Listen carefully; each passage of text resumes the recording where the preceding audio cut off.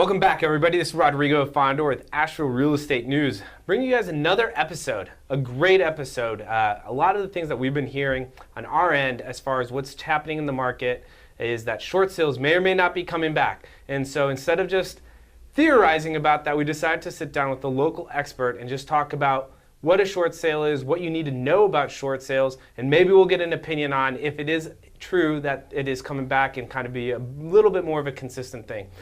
Before we get started and introduce our guest today, just want to remind everybody that this podcast is brought to you all by American IRA. If you haven't checked them out, remember they're a local Asheville IRA custodian for any of your retirement needs.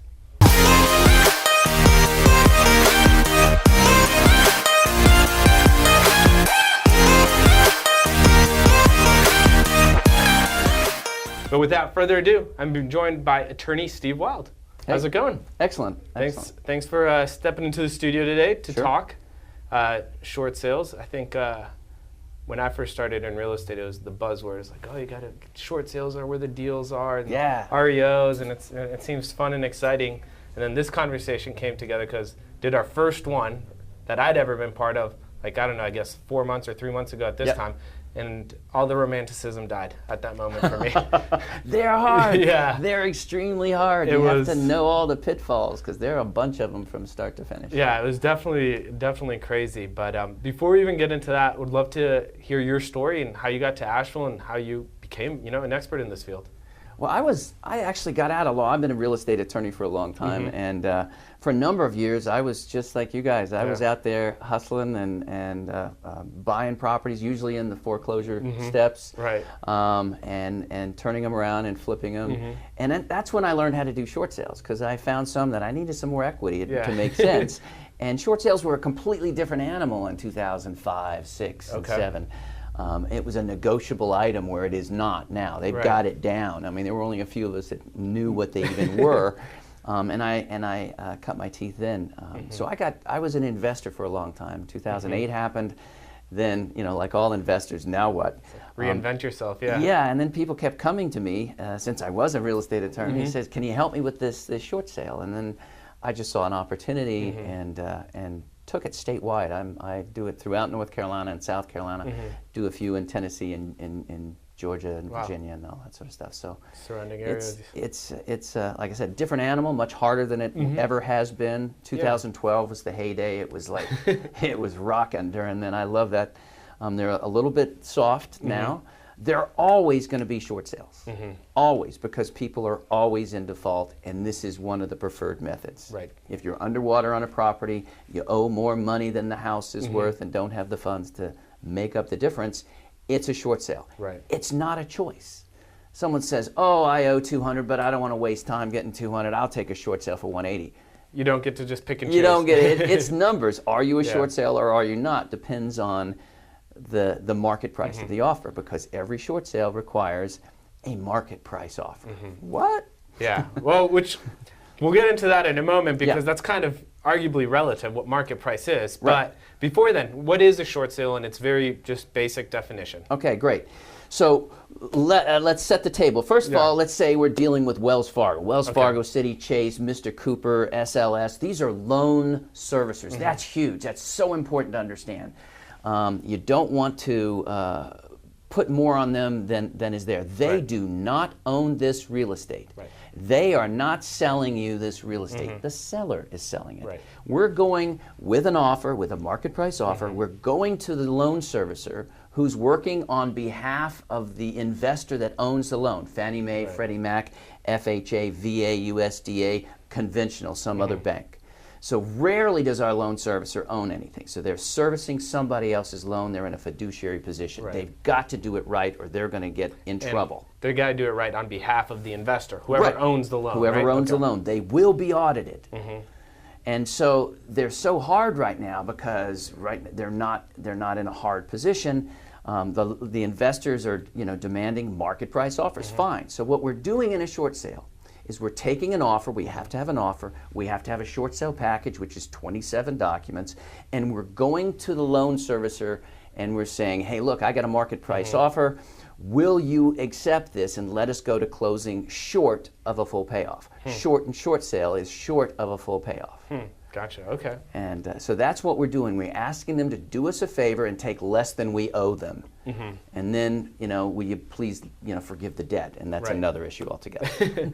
I know it's obviously a lengthy, can be a lengthy process, but maybe that's not the right word. It's a process that has a lot of moving pieces. Correct. I'm guessing that there are some constant pieces that every short sale always is good. You're always going to have certain things. What can we talk about what the constants are?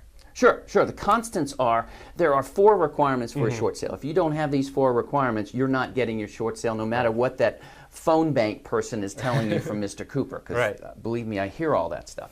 Number 1, you have to have a market price offer. And so as far as investors are concerned, you need to keep that in mind. If you're flipping this property, you want to flip it, it's probably not your mechanism because it has to be within the sold comp range. That's what market price is. Go to the sold comps, that's where we have to be. So if it's in just okay shape and the comps are 240 to 260, that's where we have to be. Every buyer wants to come in and go to 240 and start subtracting for cosmetic, carpet and paint and gutters and landscaping and fixing the pool. Not going to happen. So you have to have substantial issues, right? Yeah, there are things that are called major issues. There are 5 major issues. With a major issue and the proper documentation, we can actually go below that 240. Right. And so the major issues are roof issue, foundation or structural. A lot of things can come into there. Water damage, mold, HVAC. Okay. So let's say we have a roof issue and an HVAC issue. First of all, you have to have a home inspection. Right. Because that's going to point it out. They're going to have documentation saying, hey, we got a roof problem. They don't want to just take your word for it? No, and you know, we've got a roof problem. And you have to think about it. Even if there's a hole in the roof and you can see spots, that appraiser cannot put a dollar amount on that. He's going to go, yeah, I see that. Where are the comps? You know, so if we want that into the conversation, we have to be way ahead of them. So we have a home inspection laying on the kitchen counter. Right. We've got estimates from 2 roofers and estimates from HVAC. So let's say the roof is $10,000. And you can now, from 240, we've got all the documentation. We can take 10,000 off. That's it. That's all. Right. And then the HVAC another 10 because we've got documentation. We can now bring an offer at 220 or better. That's our number. So it's just math. That's the threshold. Yeah. And just think about it like that. What is the process to even decide if a short sale can be a fit for you? Like as a seller, right? Like not even from an investor. Say, we'll give the example we worked with, right? It was somebody who had an inherited property and the house was in major disrepair. It actually hit all 5 of those things. Oh yeah, that was a mess. You cut your teeth on something really, really difficult. And we originally didn't even consider it as an option until I think the seller mentioned, hey, we'd started this process. Why don't we just continue it? You know, we obviously didn't know what we were doing. So I was like, okay, well, how do you know like if you're a candidate for it, I guess? That's the easy part. It's just numbers. So if you get your real estate agent, and you have to have a real estate agent to do a short sale on almost every single short sale, has to be on the market for 5 days, including a weekend before you can sign a contract. And you have to have it on the market with a real estate agent. So you have your real estate agent and have them pull the comps. The comps are going to tell you if you've got a short sale or not. And then it's like, do I even want to buy it in that range or not? Right. Okay. If the comps are coming in, your low comp is the thing. I don't really care about the high comp. I want to know what's my low comp. What's the number that I got to hold the line on? And if it's 240, that's the line. So if I can get an offer at 240 or better, I might be able to get it for 238 or 239. But that they'll fight you over $1,000. So you really want to hold the line at 240. And if we can bring an offer at 240 or better, we should be good to go. With all these moving pieces, and you ask, how do I know if it's a short sale? So then you pull the comps, 240 to 260. Hey, I only owe 200. You're not a short sale. So you have to be underwater. You have to be underwater. It's a definition. So if you owe 250, 260, 270, 280, whatever. And it's 240 to 260, you're probably going to be underwater because you have to remember you have to pay 6% real estate commission, and that comes out of proceeds, but it's part of the mix. 6% real estate commission, taxes and tax stamps. That's 7%. Right. You got to have 7%. So when you start doing your math and you owe 240 and you have an offer at 240, well, you're going to have to be paying the 7% out of pocket. If you can great. If you're not and you can't, then it's a short sale. Yeah. So it's a definition. With all of the moving pieces, what's the timeline for these? What's a normal customary timeline? I'm sure that well, for us, all over the map. Yeah. You know, there are a ton of pitfalls on the way, and so we're avoiding them. We know what they are, and so lightning fast is 60 to 90 days. That's a fast one. That's a fast one. Occasionally, we're going to get lucky. We had one just the other day. Less than 30 days, we had it approved. But that's an outlier, right? That's an outlier. You're not going to expect that. But you want to prepare everyone for 60 to 90 days. If it's an FHA, sometimes, and USDA, maybe a little bit longer than that. Right. If you've got a flood property, it may take longer because they may have to value it 3 and 4 times to make sure that it really is, you know, only worth 120 when it used to be worth 380. But there's a flood. Happening, yeah. You know, so usually the ballpark is 60 to 90 days, so 2 to 3 months. Once you submit all of the documents and you push and know what you're doing, that's our time frame. Right. 60 to 90 days. Yeah. Yeah, which I mean. I don't know, I guess it's relative. Again, if that's quick or not, depends what your situation is and why you're even having the conversation. I have to say, I get about 20% of our files are from, it's the practice of law in North Carolina to do short sales, but still some real estate agents try it. They're so hard right now, I don't recommend it.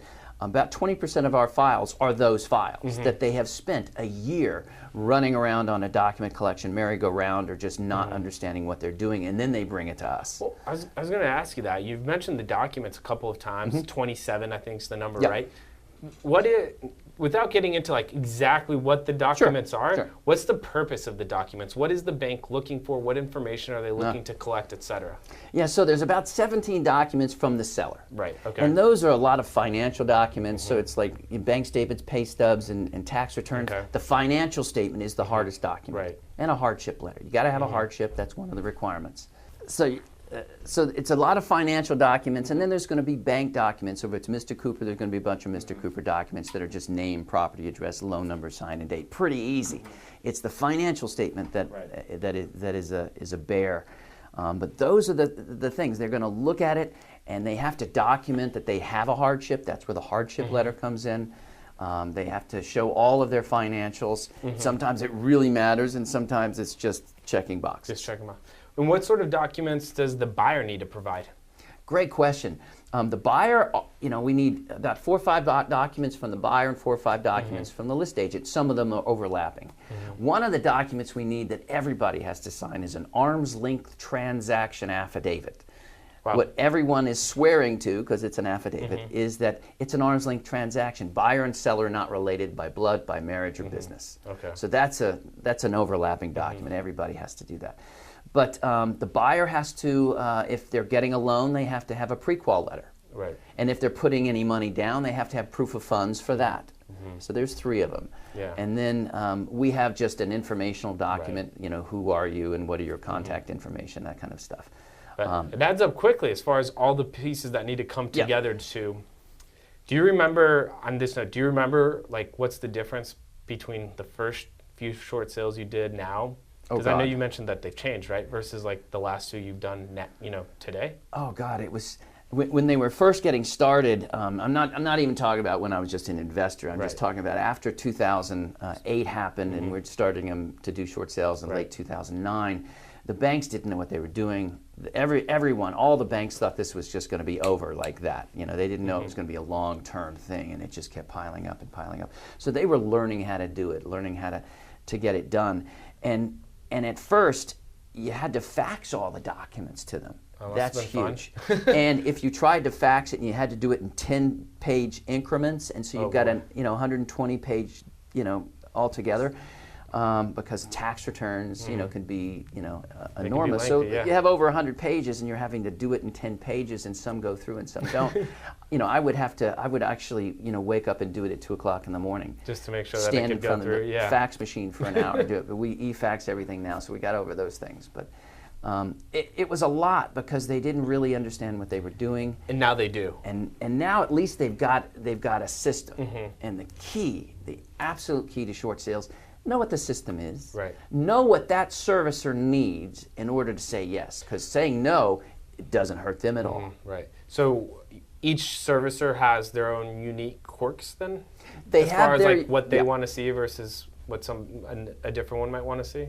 Yeah, but they're all pretty standard. I mean, I can, whether it's Bank of America or Mr. Cooper, it's pretty much the same thing. What I'm really looking for as far as quirks, when we do Mr. Cooper, they like to see this, so we'll know some of that stuff. But for the most part, the bigger quirks or the bigger differences is who is our investor. Is it an FHA loan? FHA is going to act a little bit different than Fannie Mae and Freddie Mac. Fannie Mae and Freddie Mac, they're going to ask for a cash contribution and a promissory note from our seller. So you have to be ready, you have to prepare them for that. And they're going to usually ask for something absolutely absurd. Right. And I've got to prepare them. Don't freak out. They're going to ask for something that no one would ever say yes to. What's an example of that? Definitely. Okay. Now I'm curious. Yeah. Okay. So let's just say that we have a short sale and the deficiency, the amount that they're short, that is $75,000. Pretty standard. $75,000. So in a Fannie Mae or Freddie Mac, they used to always forgive that. But in the last couple of years, they started with Freddie Mac. Now Fannie Mae is doing it. So pretty normal. They come back and they say, "Oh, I want $35,000 cash contribution from our seller," who doesn't have that, or they wouldn't be in this position. And I also want them to sign a promissory note and pay us back $35,000 over 7 to 10 years. Pay us back, $70,000. So we'll give them a little bit of break. They don't have to pay us $75,000. How kind. Yeah. So that's an example, and the minimum that they take. So we already been down this road. The minimum that they'll take is $1,000, and we already know that. We've already prepared our seller for that. Our initial response is going to be, how about zero? No. And then their response is going to be, we'll have the seller write a letter and have them tell us why they can't pay us $35,000 and sign a promissory note for $35,000. And what can they pay?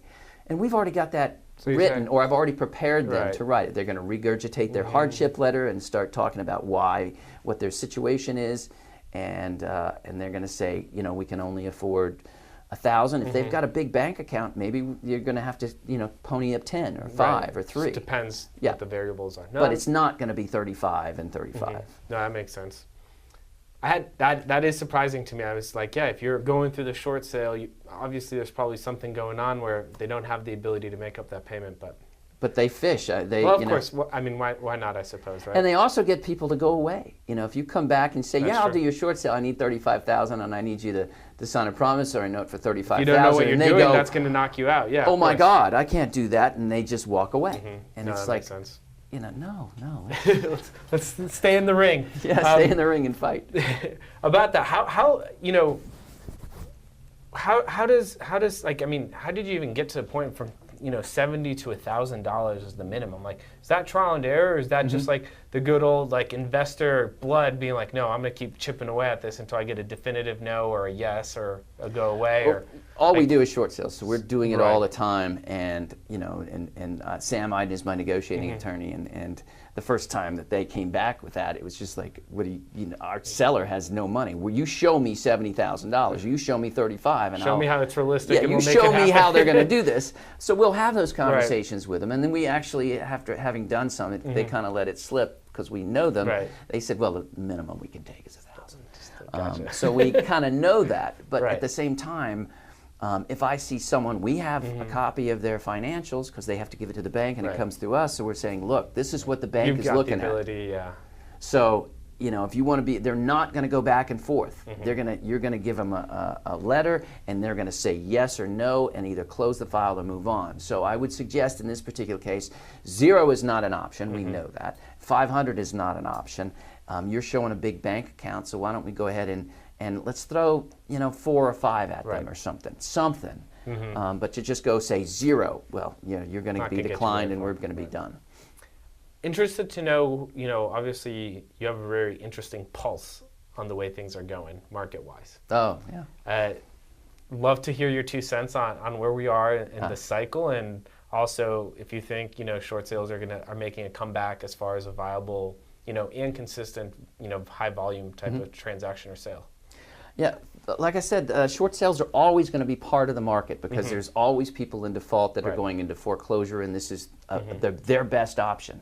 The only options that someone has when they're underwater is a short sale, a deed in lieu of foreclosure, which takes 6 to 8 months, and foreclosure. That's it. There really aren't any other. Yeah, you can do a loan modification. That's not getting you out of this. Kicking the can That's down kicking the can down, and it's a good way to maybe avoid foreclosure for a little bit, but short sale deed in lieu of foreclosure and foreclosure. So if you're in default, we have that. Yeah. We always are in default. I learned how to do foreclosures. We were doing foreclosures in an up market, you know, in 2005, 6, 7. There were tons of foreclosures, and it was a crazy up market. So there are always going to be short sales. So now what are we looking at? It's a little slow right now because the markets have come up, but we're also right now in the last couple of months seeing it cool down a little bit, especially at the coast, and you know, Charlotte was off the charts. Charlotte's still pretty good, pretty solid market there in Charlotte and Raleigh, but just overall we're seeing a little bit of a cooling in the market, and so you know that's going to have an effect. You know, if you're a proponent of the stock market, if you think that, you know, wait, I think our stock market is completely overpriced, there's certainly a lot of information out there saying it is. So whatever is the cause of the next recession, it always goes in cycles. We're past the date that we would expect to see that. So in a recession, depending on how bad it is going to, you know, that's going to tell us how many, you know, how many short sales we're really going to see. Yeah, no, that makes sense. So you think we're heading back to, do you say 2012 was a busy year for you, right? If I remember. 2012, they finally figured it out. There were a ton of short sales. They were just everywhere. They had a mountain of distressed properties. Do you think we're going back to that? I don't know if we're going back to that. No. The last one was, of course, you know, led by real estate. The real estate bubble popped, and so it was the real estate that was taking the hit. I don't think the real estate is going to lead the charge the next time. I think it's going to be the stock market. It's going to pop, and that will affect everything including the real estate market. And when the real estate market goes down, people panic, just like in the stock market, want to sell as opposed to hold on, or have to sell. You know, they can no longer, if they you know, lost so much money, they can't hold on, they can't make the payments, again or whatnot. They lost their job, whatever it is, they have to do this. So yeah, they will come up, and just, I was hoping to have, you know, a nice soft landing and just keep going, but you know, we'll have to see. Only time will tell, right? Only time will tell. Well, appreciate it, Steve. Thanks so much. My pleasure. What's the best way if somebody, you know, is in a situation, they're looking at it and exploring short sales as an option? What's the best way for them to get more information with you or your firm, or just short sales in general? Just give us a call. I have a website, and it's got all kinds of information on there, lots of questions and answers. Take a look at that. WildeLawFirm.com, WILDE. Our phone number's there. Give me a call. We'll talk about it. We usually get the bank to pay us, so we're in a really unique position. That is a good position, yeah. Yeah, we got to help all these people, and we usually get paid through closing costs and attorney's fees, so it doesn't cost our seller anything to use us, which is great. It never costs the agents. The agents, you know, are going to get their, that's part of it. They're going to get their fee. They're going to get their commission. So that's important. No, it sounds like it's a good piece to the puzzle, and for sure. Awesome. Well, Steve, any closing thoughts, that something maybe I should have asked that I didn't, or anything that's important for us to just touch on short sales before we finish up? I think the only thing we didn't really touch on is the 4 requirements. You have to have a market price offer, have to have the full participation of whoever is on the note. Doesn't matter who's on title. You can deed it to me, it doesn't matter. Whoever's on the note. If there are 2 people on the note and you chose 2 people to divorced, too bad. And someone's responsible, too bad. They both have to participate, which means giving all those documents. That's what participation means. The third requirement is you have to be late on payments. Almost every single short sale, VA is an exception, you have to be in default in order to get a short sale. And they will never tell you that. They'll just decline the file. And the last one is you have to have an involuntary hardship. Very low bar. Very few people don't have an involuntary hardship, and there are 5 of them. Curtailment of income means you've had a financial hiccup. Curtailment of income, a divorce, a medical issue in the family, a death in the family, or the last one is relocation more than 75 miles away. So if someone, you know, that's a big part of the short sale, is that hardship letter. You have to write a hardship letter. If someone came to you and said, hey, write a hardship letter, you're going to do just what I would do. If I didn't know better, I would write a woe is me letter. Oh, here's all the terrible things that have happened to me in the last 2 to 3 years. That's not what they're looking for. Do you have one of these 5 involuntary very hardship? specific, Very yeah. specific, and you don't have to document it, you just have to stake your claim. So you have to write a very short, succinct, to the point hardship letter. The other thing that we're doing with our hardship letter is we're fishing for the most experienced negotiators. If you submit a woe is me 2-page run-on sentence, they're going to peek into that file and go, oh no, I don't want that. So I want the guy that's been there. I want the guy that's looking at us as a bonus. So we want the people that are going to get this through as quickly as possible. They get excited that they're working with you all because they're like, oh, professionals on both sides, this is going to be good. They're going to make money. Yeah. They're going to make their bonus. They're going to make their numbers, whatever it is. Because you always have to put yourself in the position of the loan servicer, not out here making noise and making things up, saying, well, they should do this because if it goes to foreclosure, then you're just making stuff up then. So those 4 things, if you have those 4 things, we're going to get this short sale. Awesome. Well, Steve, thank you so much for My joining pleasure. the show. And everybody, thanks for tuning in. There you have it. If you have anybody who's thinking about short sales, talking about short sales, and they're looking for more information, just tag them below, share this episode with them, and until next Tuesday, you all. Thanks and take care.